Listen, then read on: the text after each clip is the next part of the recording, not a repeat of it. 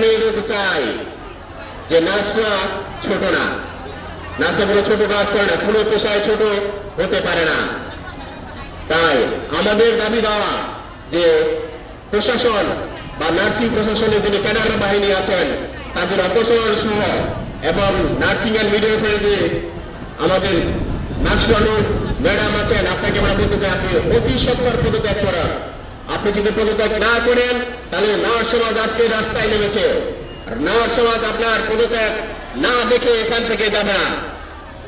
আপনি যদি চান আমরা আরো কঠোর পদক্ষেপ গ্রহণ করবো, তাহলে আমাদের নার্সিং ডিগ্রি জনাব মাকসুরা নূরের পদত্যাগ, সেই সাথে সাথে আরো যারা আমাদের নন নার্সিং পার্সন আছেন আমাদের নার্সিং এর চেয়ারগুলোতে তাদের পদত্যাগ, এবং সেই চেয়ারগুলোতে আমাদের যারা উচ্চশিক্ষিত নার্স আছে তাদের পদায়ন চাই। অতি দুঃখের সাথে বলতে হয় 9 বছর যাবৎ পরিদপ্তর থেকে অধিদপ্তরে উন্নীত হয়েছে।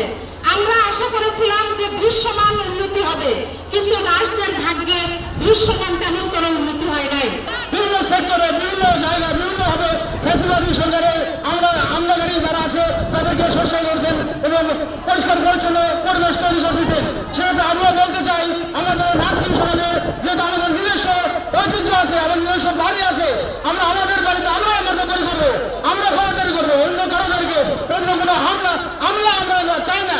আমরা অতি সত্তর এই মাকসুরা নূর সহ এই ফ্যাসিলিটি সরকারের যত আমলা আছে সকলের পদত্যাগ দাবি করছি এবং আমাদের নার্সিং পেশাকে সুন্দর এবং সুষ্ঠুভাবে পরিচালনা করার জন্য আমি বিনীত অনুরোধ করতেছি মাননীয় অন্তর্বর্তীকালীন সরকার অতি শীঘ্রই যেন আমাদের এই দাবি পূরণ করে। আমাদের 10ম গ্রেড, আমাদের 9ম গ্রেড, আমাদের প্রমোশন বিভিন্ন কিছু নিয়ে আমাদের ছেলেমেয়েরা ওই নার্সিং ডিজিএনএমে যখন উপস্থিত হয় ভর্তির জন্য, ছোট ছোট বাচ্চা কোলে নিয়ে তারা কিন্তু ভর্তির জন্য যায়, কিন্তু সেখানে গিয়ে তারা কোনো ঢোকার পাত্তা পায় না, অফিসে তারা কোনো রকম পাত্তা পায় না, তাদেরকে সংযুক্তি বাতিল করবে সেটাও হয় না, দ্রুত কোনো বদলি অর্ডার হয় না।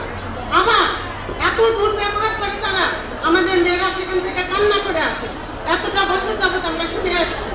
আমি নিজেও মুক্তি ছিলাম দীর্ঘ সময়, আমি অনেক দিন এখানে 1 বছর 8 মাস আমি সংযুক্তিতে আমি কাজ করে আসছি, বহু কষ্টে বহু চেষ্টা করে তারপর আমার এখানে প্রমোশনটা স্থায়ী হলো। বাংলাদেশে 126 কোটি টাকা দিয়ে জাতীয় উচ্চ নার্সিং গবেষণা প্রতিষ্ঠান তৈরি করেছে। কেন করেছে? যে নার্সরা যাতে এখান থেকে স্কুলের নার্স তৈরি হয় এবং সারা বাংলাদেশে লিড করতে পারে। তারই আলোকে তারা কিন্তু বিগত সরকারের আমলেই কোনো আমলাদেরকে ওই চেয়ারে বসায়নি, সরিয়ে দিয়েছে।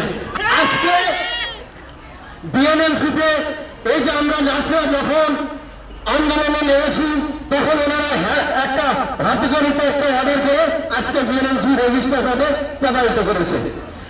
আমাদের কেন্দ্র থেকে নির্দেশ আছে এবং কেন্দ্রীয় সময়বদ্ধ করিকর ওনাকে কোনো প্রকারই জয়েন করতে দেবে না। ওখান থেকে আজকে বিএনএলসিতে 9টা থেকে 5টা পর্যন্ত ওরা কিন্তু অবরোধ করে রেখেছে। আমরা আজকে যে কর্মসূচি আছে আমরা এই কর্মসূচি পালন করব। পরবর্তী ঘুরতি দিনে আমাদের কর্মসূচি হয়।